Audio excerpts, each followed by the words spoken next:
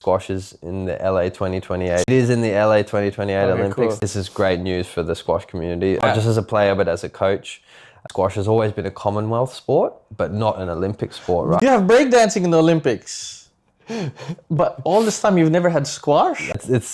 It's crazy. You normally tell someone that, and they're surprised that squash isn't actually in the Olympics. You have badminton, you have table tennis, you have tennis, but you don't have squash. You know, one of the world's healthiest sports, played on such an international stage. The numbers of squashers now increasing. So it's good. And the Olympic recognition is a big helper for that. So Squash is getting sexy again. we're bringing squash back. I personally believe it's the most undervalued sport in the world.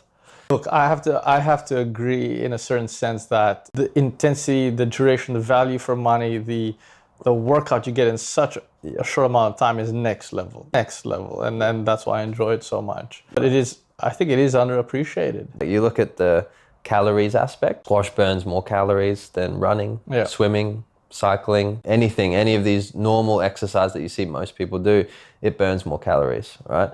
You look at it in terms of the social aspects, far more social than cycling, running, swimming, anything like that. There's just so many factors that make squash very good for you. As I mentioned earlier, it's good for the brain because of that fast decision making that you have to do. It's the same in tennis, but people who play racket sports generally live 9 years longer than people who don't. And that's because of the physical benefits, but also the benefits of the brain. And it's good for the vision too, or the ball tracking of the small ball. The list just goes on.